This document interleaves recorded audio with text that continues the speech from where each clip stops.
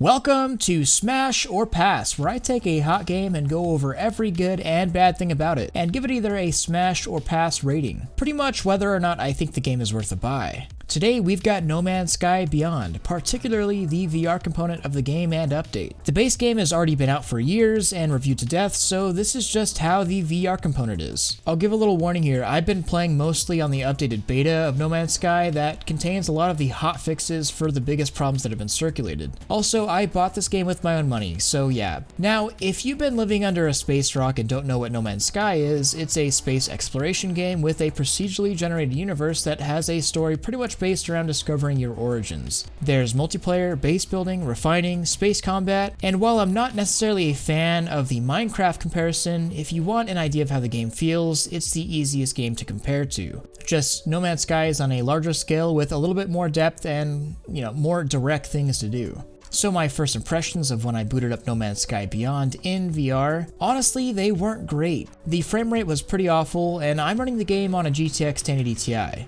The controls felt awkward, and I actually experienced a handful of crashes. I persevered, however, and thanks to this guy on Reddit, I changed some graphic settings around as well as moved to the experimental beta branch of the game, and it's already been updated to fix a lot of the problems I was having. I was able to hit a pretty easy 80 to 90 FPS, somewhat stable on my Valve Index, and I actually did end up cranking the graphics up a little bit more, just so it didn't look like doo-doo. And while I still experienced a few frame drops every now and then and it's not perfect, it at least doesn't look bad. Also, make sure to consider that I'm playing the game on my Index while also recording on OBS. For me at least, the performance wasn't as bad as I thought whenever I first launched the game, and I completely understand that some people are having worse or better frame rates and performance, but the gameplay shown here throughout the review is all recorded by me and is pretty representative of the experience I had firsthand. So into the review, let's get into the good.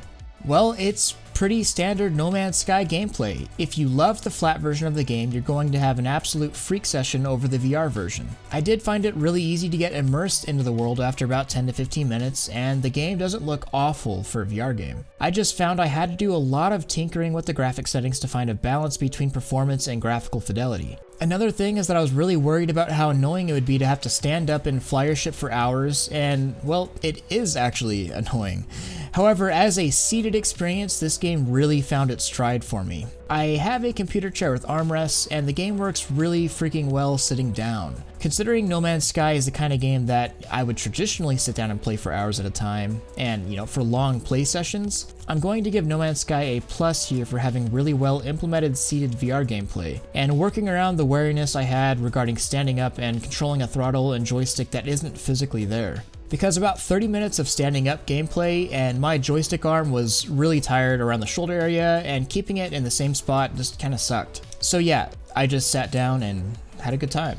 Once I got used to the controls, because a lot of it is pretty non-standard, my workflow within the game became pretty quick and flying got easier after a few hours of practice. The real positives here is that this is a super massive game. You could do so much and sink so much time into this game, and it's kind of crazy, to be honest. Being in VR also sets the atmosphere well, and taking off from a planet and shooting up into the stars makes you really feel like a badass. I did find the VR version holding my attention a lot more than the standard version, and a lot of the plain Jane exploration kind of lost its appeal for me in the flat game. However, I did find myself actually getting curious and wanting to look around the world far more than I expected. There was a point that I was in a cave and one of those alien spore things popped behind me, and that feeling of real life panic really can't be replicated in the flat game. This is a world where literally anything could be around that corner. It could be a cute hopping extraterrestrial rabbit, or it could be a toxic, aggressive alien creature trying to kill you. All in all, it really succeeds at immersion. But enough with stroking this game off. I do have some gripes with it, so let's get into the bad. So this is a new game for VR, and a brand new expansion that changes a ton of things in the game. So I guess issues and bugs are to be expected, but there are certainly crashing problems right now, at least at the time of recording, and the Nexus, the main hub area, has been crashing players on all platforms. Along with that, occasionally your hand will just randomly disappear, I've fallen through a map, and the performance issues, well, we'll talk about that one in just a second. Yeah, these bugs can certainly be explained by, it's just a new update, it'll get fixed. But I don't like judging anything based off of what will be fixed, I like judging based off of what the actual state of the game is. And right now it is a little buggy. There is still hope, however. I was really impressed when Sean Murray announced hotfixes are coming and have actually already hit No Man's Sky in the beta branch of Steam. And not only did that fix some performance issues for me, but it also fixed a lot of the crashing and I haven't crashed since. But now on to performance. Maybe I'm spoiled by having a good PC and never really worrying about tinkering with graphic settings, and actually I usually turn them all the way up. But this is not the case with No Man's Sky. I spent an hour or so trying to find settings that worked for me and balance good visuals with playable performance. Now I understand this game is big and beautiful and never really ran super great on a flat screen anyways, but it's something I have to note. If you're prone to motion sickness or get nauseous when you have frame drops in VR, or you just don't have the most powerful PC, then well, I don't know if No Man's Sky is for you, at least not until the game is better optimized. Now on to controls. So I'm at a serious crossroads here. VR is meant to in some ways mimic reality and put you into an alternate world, but it's also a video game, and that's where the dilemma comes in.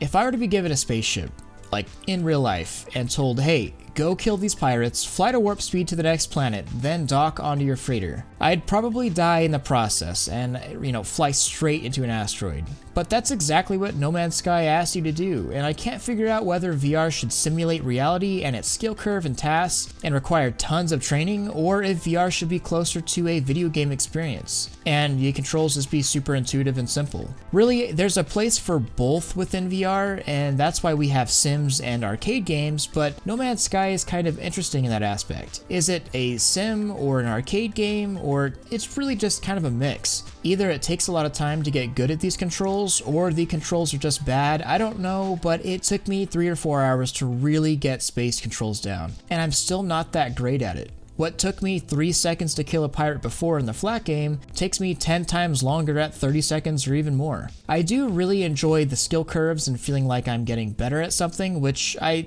certainly have, just beware. You're going to have to practice and really learn the controls to have an enjoyable experience. If all you want is a quick thrill and an arcadey game that you could hop in, kill some pirates, and, be a Skywalker, you'll likely be disappointed. Controls elsewhere took me some getting used to, and I still constantly press the wrong buttons, but there are a lot of menus to navigate through this game, so I'm not going to totally knock it for it. Also, 32-player multiplayer, I thought I could play with 32 friends, not just the standard 4 that we already had. That's a little misleading, I thought. Or maybe I read into something wrong, but I don't know, I felt like that could have been explained better. Also, the water looks pretty bad on all graphic settings. I don't even want to land on a planet that has a ton of water. That needs to get fixed soon. And now when you put all of those together, let's get this on screen. Pros, super immersive, gigantic world, tons of value for your dollar. Gonna get a lot of hours per dollar spent here, which is something you don't usually get in a VR game. And a satisfying skill curve. Cons, performance issues, you're gonna need a pretty decent PC. Stability issues may get ironed out quickly though, we'll have to see. Weird controls that take quite a bit of time to get used to. No 32-player multiplayer lobbies, and the water is really trippy.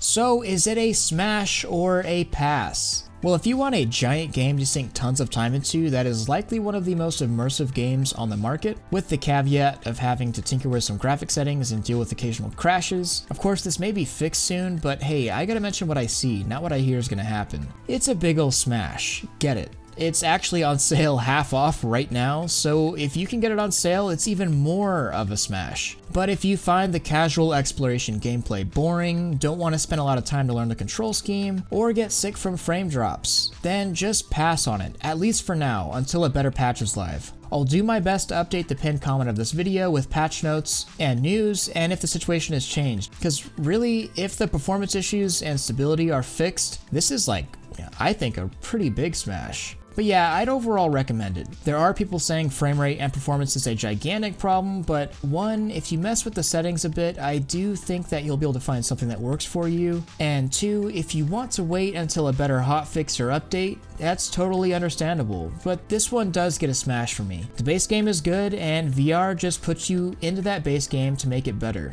If you liked Smash or Pass, let me know in the comments, and maybe I'll review some other big games coming soon. Otherwise, that's all folks, and don't forget forget to like and subscribe. Much love, Thrill out.